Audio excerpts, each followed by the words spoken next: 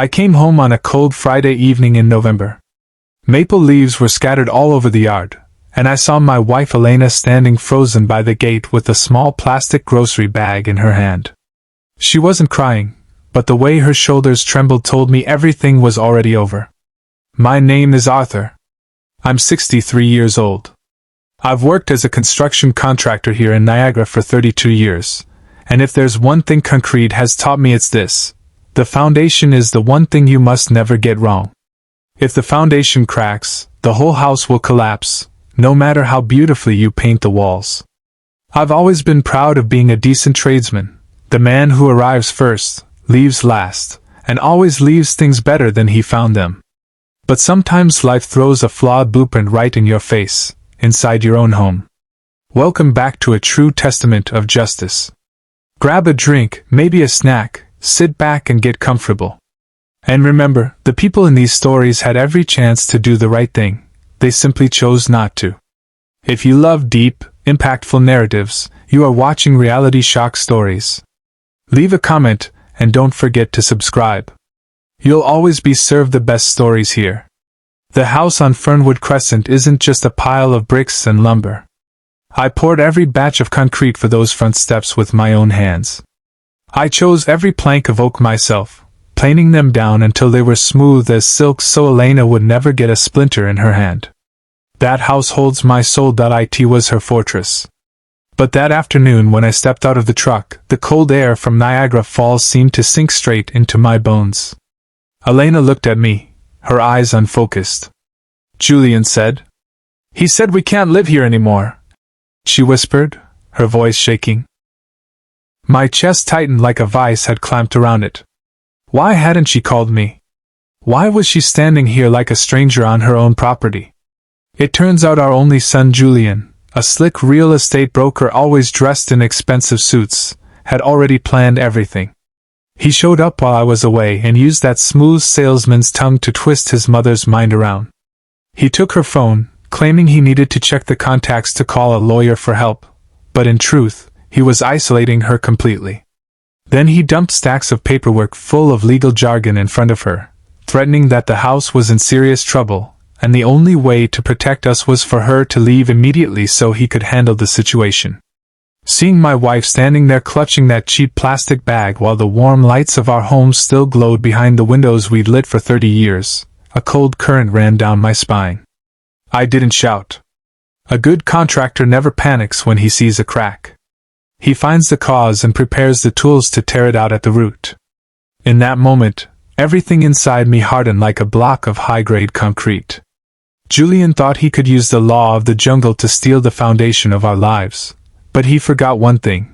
I was the man who built this house, and I know exactly where to place the charges to bring down everything rotten inside it. I looked straight into Elena's eyes and guided her across the stone steps I had polished myself 20 years ago. She was still trembling, the kind of tremble that comes from someone whose greatest trust in life has just been betrayed. I led her inside and set the little grocery bag on the kitchen table, the same table where Julian once sat doing his homework, the same place where he blew out the candles on his 10th birthday. Calmly, I poured a glass of warm water, handed it to my wife and said in a low but firm voice, "Sit down right here, drink the water, have a piece of lemon cake. I'm not going anywhere. This is our home. Let me tell you about Elena. She's a retired elementary school teacher, the kind of person who brightens a room the moment she walks into it. She can spend hours watching the sparrows outside the window and tell me about the personality of each one as if they were students in her class. Elena has always been the heart of this house. I've only ever been the bones that hold it up, and now the son she once treasured like a priceless gift had the cruelty to squeeze that heart just because of the numbers on his real estate charts. Julian is a successful real estate broker in Hamilton. He has the smile of a man who could sell you a burning house for the price of a palace. I used to be proud of his resourcefulness until I realized that resourcefulness came without the backbone of an honest man. He knows how to make the wrong things sound reasonable. He knows how to use an old person's fear of becoming irrelevant to manipulate them, and standing beside him is Vanessa, his wife. If Julian is the executioner, then Vanessa is the scriptwriter. She's always complained that this house is too big, too old, and full of legal risks every time the family gathers. She looks at the tiny cracks in the walls, the ones I know perfectly well come from the natural movement of wood, as if they were signs of an impending structural collapse. Throughout the past summer, Julian's phone calls slowly stopped being about our health and turned into inspections. "Dad, do you still have the original title deed?" "Mom, property taxes in this area have been rising lately. Let me check the paperwork for you." Back then, I thought he was simply worried about our old age. I was wrong. I had allowed a termite to crawl into the foundation without even noticing. That day, while I was across town helping Marcus move some excavators, Julian and Vanessa showed up. They didn't bring flowers. They didn't bring gifts. They brought a stack of documents and a level of shamelessness I had never imagined possible. They told Elena that I was in financial trouble with my contracting partners, that the house was about to be seized, and that if she didn't sign the temporary authorization papers, we would lose everything. They even warned her that the police would arrive the next morning to seal the doors. Elena, who has never lied in her life and never once believed her own child could lie to her, completely collapsed under the pressure. Even more despicable, Julian took her phone. He pretended he needed to install some security software, but in reality, he powered it off and hid it so she couldn't call me or anyone else. He said the kindest thing for everyone was that I should take what I need and stay somewhere else until everything is sorted out. Elena repeated Julian's words, her voice breaking. I stood there in the kitchen staring at the cabinets I had built with my own hands. Disgust rose up my throat like acid. The boy I had once taught how to hold a hammer, how to measure a line so it would be perfectly straight, was now using that same precision to stab his parents in the back. He thought he was clever. He thought he understood property law better than a contractor who had worked with building codes and ownership regulations for more than 3 decades. If you've listened this far to Reality Shock Stories, do me a small favor before we continue the story. Tell me where you're watching this video from. I'd really like to know how far this story has traveled. Thank you. I placed my rough hand on Elena's shoulder. Under the weight of my palm, I could feel her heartbeat slowly beginning to steady again. A builder knows that when a structure settles, it doesn't collapse any further. Let me handle it, Elena, I said, my voice so calm it surprised even me. We're not going anywhere. Tonight we're sleeping in our own bedroom, and tomorrow Julian is going to learn the most important lesson about building. You never build wealth on the suffering of your parents, because a foundation like that will eventually sink. I pulled out my phone and scrolled through my contacts until I reached a name I had hoped I would never have to call in circumstances like this. Diana Vance. Diana isn't just a lawyer, she's a hunter in the world of real estate law. And if Julian wanted to use the law as a weapon, I was about to show him what heavy artillery looked like. I looked out the window. Night had settled over Niagara. The streetlights cast a glow over the maple leaves, turning them a deep red like blood. I didn't feel fear. What I felt was a cold, steady determination. Julian had made a fatal mistake. He thought that because I was getting older, I had grown soft. What he didn't understand is that concrete only gets stronger with time, and I, Arthur, would be the hardest block of concrete he had ever run into in his life. I stood up and checked the lock on the front door one more time. The sharp click of the bolt echoed through the quiet house. It sounded like the beginning of something. A counterattack with no room for mercy. Tomorrow morning, when the sun rises over the falls, Julian will realize that the grocery bag he handed his mother is the same bag he'll need to pack up the ruins of his own life and reputation. A father's revenge is never impulsive. It is a careful construction process, brick by brick, until the enemy is trapped inside the very cage they built for themselves. That night I couldn't sleep. I sat in the old leather armchair in the living room, watching clouds drift past the moonlight pouring through the window. Elena had finally fallen asleep after drinking a little herbal tea, but even in her sleep, her brow was still furrowed. I looked at her hands, the hands that had held chalk and written on classroom boards for 30 years. Now the fingers were thin and pale. Suddenly I remembered the summer of 1998. Julian was 10 years old then. I was building him a small wooden playhouse in the backyard. The boy sat on a hand and I showed him how to hold the saw properly, how to keep the blade square. "Son," I told him, "wood can bend, but your measuring line must always stay straight. If you lie to the ruler, the house will punish you." Back then, he looked at me with pure admiration and promised he would grow up to be an honest man like his father. And now, when did the ruler inside his heart start to rot? The pain didn't come from the thought of losing the house. A house can be rebuilt. Bricks and lumber can be replaced. But betrayal from your own blood is like discovering that the main support beam of your home has been eaten hollow by termites from the inside. Rotten, foul, and collapsing the moment you need it most. Julian wasn't just my son, he was the most important project of my life. I invested everything in him, tuition for the best schools, summers by the lake, and every lesson about integrity that I believed had seeped deep into his bones. But watching the way he treated his mother that afternoon, I realized something I had never wanted to admit. Somewhere along the way, I failed to pour the foundation of my son's character. And then there was Vanessa, the woman he calls his wife. I remember the way Vanessa looked at Elena's collection of porcelain plates. There wasn't a trace of affection in her eyes, only appraisal. She didn't see a family's memories. She saw objects that needed to be cleared out so this place could become a potential investment property. Their greed had no bottom. It was as cold as the surface of Niagara Falls in the middle of winter. How does a child who once sobbed when he saw a baby bird fall from its nest grow into a man who can stand in the kitchen watching his mother tremble while packing her things into a cheap grocery bag without blinking? He called it, "For the good of the family." He dressed it up with elegant phrases like asset optimization and elderly risk management to disguise what was nothing more than outright robbery. The more I thought about it, the tighter my chest felt. A slow-burning anger like hot coals began to glow in my chest. I wasn't furious because he wanted money. I was furious because he had stolen the peace of his mother's final years. Elena never asked for much. All she ever wanted was to grow old beside her rose bushes, listen to birds sing in the morning, and welcome her grandchildren on Sunday afternoons. Julian shattered that simple dream with a stack of fraudulent paperwork and a heart made of stone. Their shamelessness made me sick. A few months ago during dinner, Vanessa had said, "You know, at your age, managing a property this large is really too much. It's a burden." A burden. The real burden is carrying a filthy soul for the rest of your life, not caring for a home that's filled with love. I stood up and walked into the kitchen.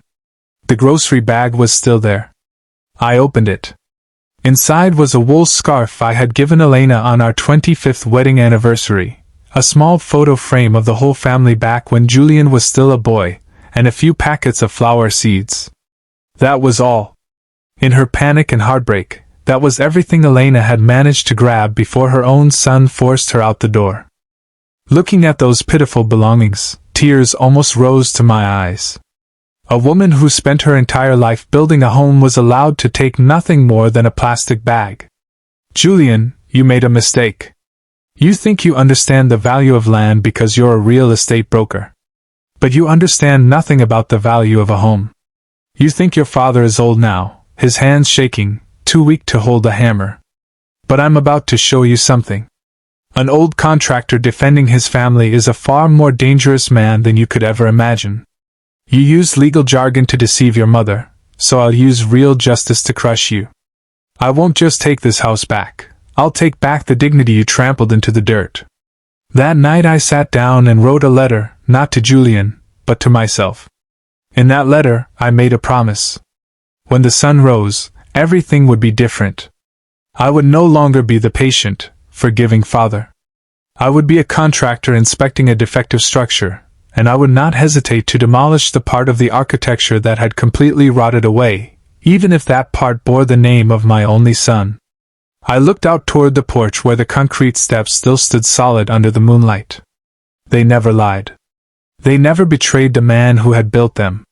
Sometimes I wished I had cast my son out of high-grade concrete instead of letting him grow up with a soul full of cracks carved by ambition. The silence in the house felt heavy, like it was holding its breath before a battle. So was I. I could feel the hot blood moving through my veins, the calm focus of a craftsman just before beginning a major renovation. Tomorrow morning, Julian would see me standing at the door, not with a grocery bag, but with a verdict he would never escape. The sweetest revenge is not violence. It is letting the traitor realize that they lost everything at the exact moment they believed they had won. If Julian's actions make you as angry as they make me, take just 1 second, hit the like button, and share this story on Reality Shock Stories. Your support helps stories of justice like this continue to spread so people like Arthur and Elena never feel alone in the fight to protect their home. I turned off the living room lights.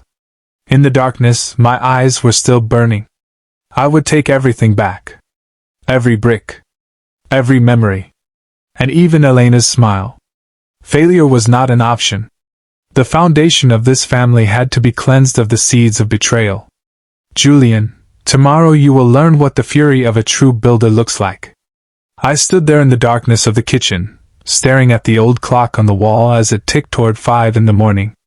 In construction, 5 o'clock is when we prepare the first concrete pour of the day, the moment when the silence of the world allows you to hear every crack in the material. Elena woke up. She walked into the kitchen with swollen eyes, though she seemed a little steadier now. She looked at me, then at the grocery bag still sitting alone on the table. Softly she asked, "What are you going to do?" I didn't answer right away. Instead, I slowly brewed a pot of tea. The sharp scent of ginger rose into the air, pushing away the heavy darkness left over from the previous evening. I slid a cup toward her and spoke in a voice as calm as a perfectly still lake. "I'm going to repair the foundation of this house, Elena. Termites have gotten into it. And you know me, I never accept a structure with flaws." My calm wasn't indifference. It was the calm of an engineer who has already identified the critical weakness in a structure. I picked up my phone and called Diana Vance the moment the clock struck 6. Diana answered on the second ring. Her voice was sharp, alert, like a judge delivering a verdict. "Arthur, I've reviewed the files you emailed me at 3 this morning. Your boy Julian, he's crossed the line.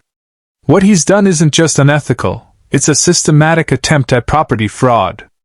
I want him to learn a lesson, Diana," I said, gripping the arm of the chair. "Not a warning. A lesson. I want him to understand that this house was built with sweat, not with lies." "Don't worry," Diana replied. I could hear the rapid clicking of a keyboard on her end. "I've already prepared a formal trespass notice and a fraud complaint. By 8 this morning, your son will see his shiny real estate world collapse faster than a building without steel reinforcement." After that call, I dialed Marcus, my closest friend, a rough, grease-stained mechanic with a heart of gold. "Marcus, I need you. Not your excavator. I need a witness. Be here at 8. "I get it, Arthur," he said. "I'll bring a big thermos of coffee. Let's watch those vultures break their wings." At 8:15 a.m., Julian's white Audi rolled into the driveway. He stepped out wearing his navy suit, hair perfectly slicked back, that same confident expression on his face. Vanessa followed behind him, holding an iPad, her eyes drifting up toward the roof as if she were already calculating which shingles to replace to increase the resale value. They walked straight into the house without knocking.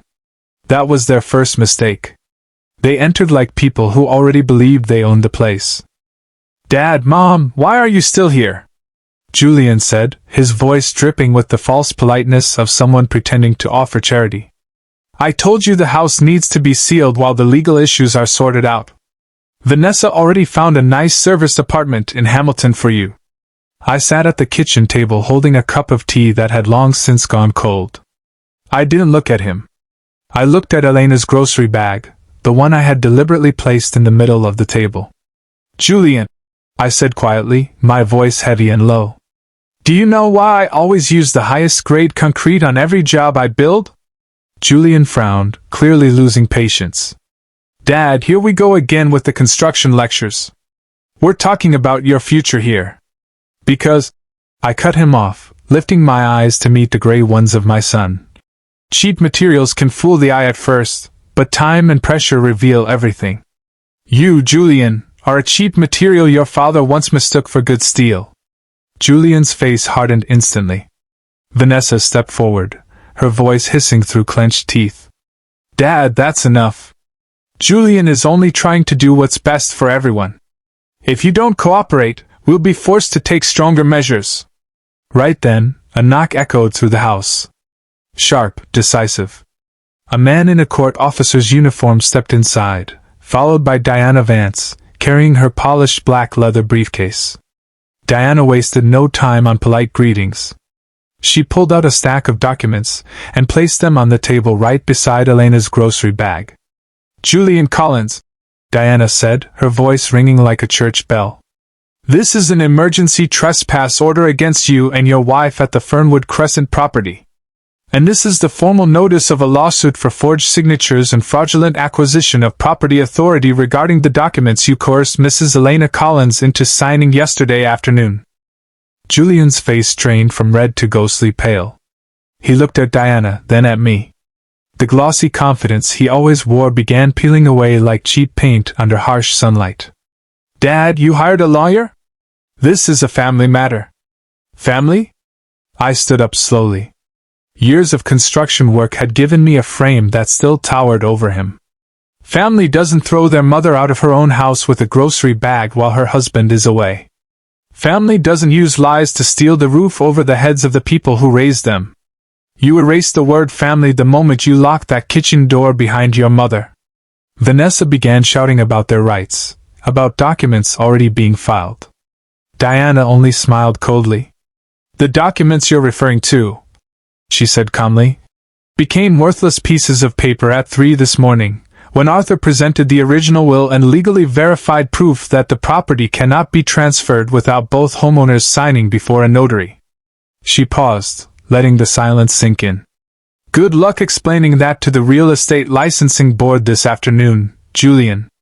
It was a fatal blow. Julian was a real estate broker. Lose the license, and the glamorous world he worshipped would collapse overnight. He staggered backward.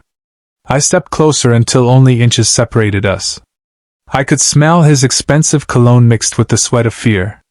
Julian, I said quietly, so only the two of us could hear. I've built thousands of houses in my life. But I made one terrible mistake.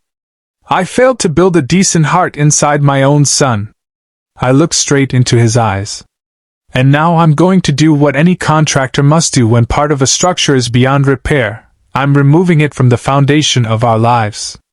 I pointed toward the door where Marcus stood with his arms crossed, his massive frame blocking the entire exit. Go, I said. And take your greed with you. Don't make me see your face on this property again.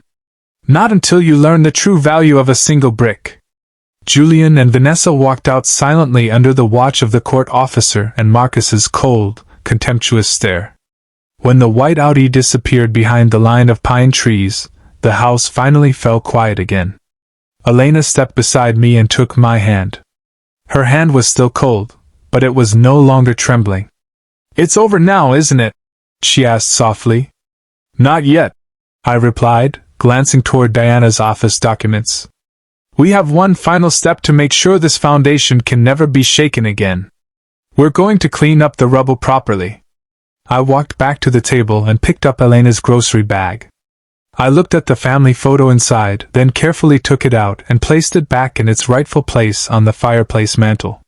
The empty plastic bag, I crushed it into a tight ball and tossed it straight into the trash. That was the only place it belonged. The legal battle was only beginning, but the battle inside my heart had already ended. Strangely, I felt lighter. Sometimes, to save a house, you have to tear down the room you once loved the most. I looked out at the porch. The maple leaves were still falling, but today they no longer carried the color of betrayal.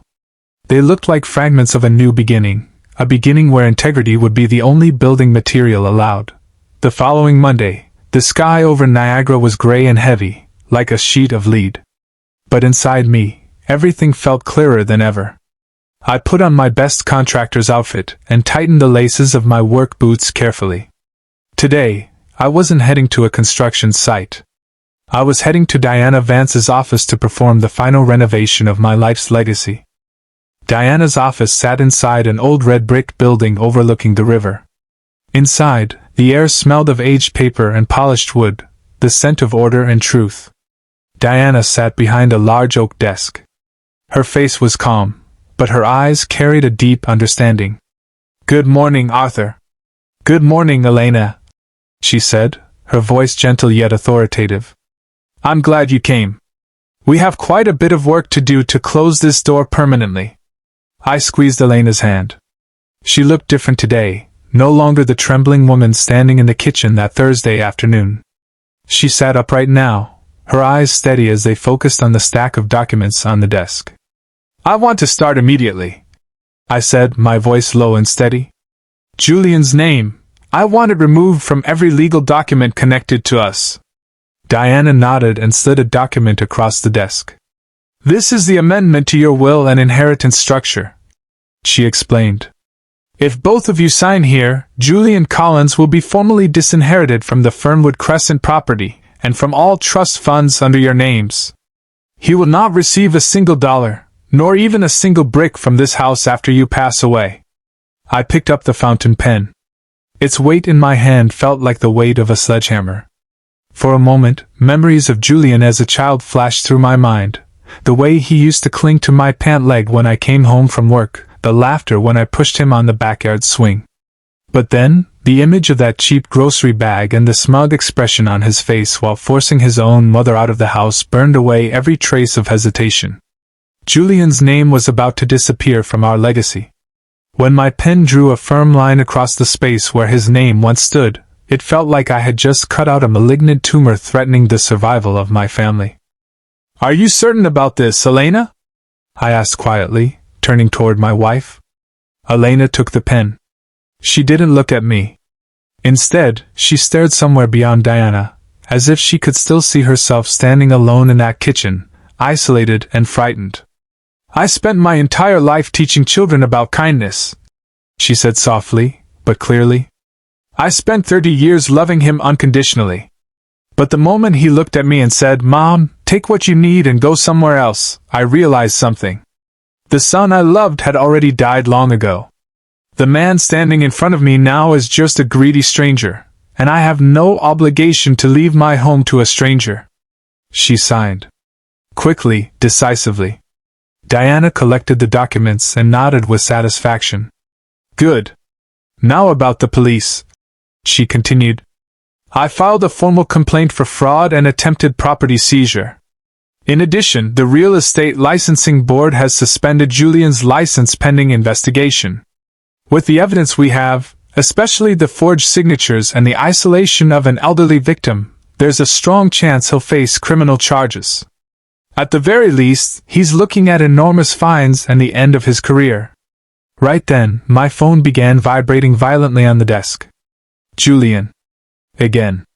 He had already called more than 20 times since early morning. I pressed the speaker button. "Dad, you have to stop this." Julian's voice exploded through the phone, frantic and panicked. "The real estate board is at my office. The police just left. Do you even know what you're doing? You're destroying my life." I looked at the phone, my face completely unchanged. "No, Julian," I said calmly. "You destroyed your own life the moment you handed your mother that grocery bag. I'm only doing what a contractor does, cleaning up the wreckage you created. I'm sorry, I was worried about our future. Vanessa said we needed capital to invest." "Don't blame Vanessa, Julian." I cut him off, my voice cold as ice. "You're the man in that family. You're the one who signed your name to those lies. You chose money over blood. Now you live with that choice. From now on, don't call this number again. My lawyer will deal with you." I hung up. Silence settled over Diana's office. What I felt wasn't the kind of satisfaction that comes from watching someone suffer. It was the quiet satisfaction of a craftsman seeing a crooked structure finally straightened back into place. We left Diana's office and stepped out onto the street. The air somehow felt cleaner. I took Elena to the small bakery she loved most for coffee and pastries. We sat there watching people pass by outside the window. We didn't say much, but the connection between us felt stronger than it had in years. "You know something, Arthur," Elena said softly, her hands covering mine across the wooden table. "For the first time in many years, I feel truly safe in my own home. Even without Julian, I know our foundation is still there. You were always the one who kept that foundation from cracking, Elena," I told her quietly. "I just reinforced it." That afternoon, we returned to Fernwood Crescent. Marcus was already waiting for us with a wide grin. He had helped replace every lock in the house, heavy-duty ones this time, the kind only the two of us had keys to. We sat on the porch together, watching the red maple leaves fall into the yard. I glanced down the road leading to the house, the same road where Julian had once driven his polished car with the intention of taking everything from us. Now the road was empty, and strangely peaceful. Everything had returned to its proper order. The traitor had been removed and justice had been carried out in the only way it could be, painful, but necessary. Elena sat beside me holding a warm cup of tea. "Don't blame Vanessa, Julian," I cut him off, my voice cold as ice. "You're the man in that family. You're the one who signed your name to those lies. You chose money over blood. Now you live with that choice. From now on, don't call this number again. My lawyer will deal with you." I hung up. Silence settled over Diana's office. What I felt wasn't the kind of satisfaction that comes from watching someone suffer. It was the quiet satisfaction of a craftsman seeing a crooked structure finally straightened back into place. We left Diana's office and stepped out onto the street. The air somehow felt cleaner. I took Elena to the small bakery she loved most for coffee and pastries. We sat there watching people pass by outside the window. We didn't say much, but the connection between us felt stronger than it had in years. "You know something, Arthur," Elena said softly, her hands covering mine across the wooden table. "For the first time in many years, I feel truly safe in my own home. Even without Julian, I know our foundation is still there. You were always the one who kept that foundation from cracking, Elena," I told her quietly. "I just reinforced it." That afternoon, we returned to Fernwood Crescent. Marcus was already waiting for us with a wide grin. He had helped replace every lock in the house, heavy-duty ones this time, the kind only the two of us had keys to. We sat on the porch together, watching the red maple leaves fall into the yard. I glanced down the road leading to the house, the same road where Julian had once driven his polished car with the intention of taking everything from us. Now the road was empty, and strangely peaceful. Everything had returned to its proper order. The traitor had been removed and justice had been carried out in the only way it could be, painful, but necessary. Elena sat beside me holding a warm cup of tea. She looked like a woman who had never once been forced to pack her belongings into a grocery bag and leave her own home. And that was the sweetest revenge I could ever give Julian, to show him that no matter how many schemes he tried, he would never touch the soul of this house, or the resolve of the father he once underestimated. I looked at the pile of maple leaves in the yard and smiled. "Tomorrow," I said to Elena, "I'll clean up those leaves. We should make everything neat before winter comes, don't you think?" At last, everything had settled. The foundation was strong again, and we, the true owners, were still here, steadier than ever. If you've listened this far, you're someone special because you've walked with me through the darkest hours of this story. Stay a moment longer and enjoy the brighter side of it all. Let me share the most valuable lesson this journey has given me. And don't forget to leave your thoughts in the comments below on Reality Shock Stories. What would you have done if you were in my place? Subscribe to the channel so you won't miss the next journey of justice. The next morning, I woke as the first rays of autumn sunlight slipped through the curtains and landed softly on the bedsheets. Elena had just changed them the day before. The room carried that gentle scent of sunshine and fabric softener, the smell of a home that's truly cared for with love. There were no harsh phone calls ringing anymore, no lingering sense of dread in every breath. I walked downstairs and found Elena busy with the oven. The warm aroma of coffee cake filled the kitchen, drifting into every corner that had once been haunted by Julian's lies. I stepped out onto the porch and breathed in the crisp Niagara air. Marcus had already stopped by early that morning. He had left a basket of fresh apples on the step with a small handwritten note. "The foundation is solid. Time to enjoy the house, old friend." I smiled, picked up a broom, and began sweeping the fallen maple leaves. Each stroke across the concrete felt strangely freeing. In construction, we call this stage final inspection. It's the moment after every mistake has been corrected, every weak material removed, and you finally step back to admire the structure that remains. Julian received his judgment not only from the law, but from his own conscience and career. The real estate board permanently revoked his license after Diana presented undeniable evidence of forged property documents. I heard that Vanessa packed up and left their apartment in Hamilton as soon as their joint accounts were frozen for investigation. Those who sow the wind will reap the storm. And the storm they created had stripped away the glittering facade they built on the suffering of their own parents. But do you know what brought me the greatest satisfaction? It wasn't seeing Julian lose everything. It was looking into Elena's eyes now. She sat on the porch in her rocking chair, holding a steaming cup of tea, quietly studying the rose bushes waiting to be trimmed. She looked like a woman who had never once been forced to pack her belongings and leave her own home. And that peace was the most precious thing I had taken back. At this point, I want to share a few words with you, the people who have listened to this story here on Reality Shock Stories. Life, much like building a house, sometimes brings people who try to strip the structure from within. Sometimes they're strangers. But the most painful truth is that sometimes they're the very people you love the most. The advice of an old contractor like me is simple: never let emotions blur your measuring line of integrity. Protect your foundation. No matter how much you love your children or relatives, always keep a solid legal fortress for yourself. Never sign anything you don't fully understand. And never allow anyone to isolate you from the people you trust. Silence is not weakness. When betrayal happens, our instinct is to shout. But a good builder stays quiet and studies the crack. Stay calm, gather your evidence, and seek professionals like Diana Vance. Justice requires a clear mind, not a burning heart. Know when to tear something down. Some relationships rot all the way to the core. Trying to patch them only makes the entire structure collapse sooner. Sometimes the most humane revenge is simply cutting ties and living a life brighter than they ever imagined. I looked down at my hands, the calluses from 32 years of contracting work still there. They were proof that I had worked honestly for the home we built. Julian thought age had made me slow, but he forgot something. Experience teaches you exactly where the load-bearing points of a structure truly are.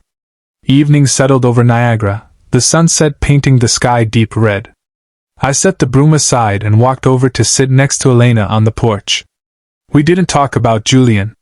We didn't talk about lawsuits or frantic phone calls. Instead, we talked about what flowers we might plant along the walkway next spring. Order had been restored. The traitors had been removed from the blueprint of our lives. And the house on Fernwood Crescent would continue to stand, not because of bricks or concrete, but because it was protected by two people who understood the value of truth. Thank you for staying with me until the final moments of this journey on Reality Shock Stories. The story of the Collins family in Niagara ends here, but the message about dignity and protecting your home will remain. Never let anyone walk into your house and tell you that you don't belong there. You are the architect of your own life. Make sure the blueprint leaves no space for betrayal. I'm Arthur, and this has been a journey of real-life justice. Until next time, live kindly, but always carry a perfectly straight measuring line.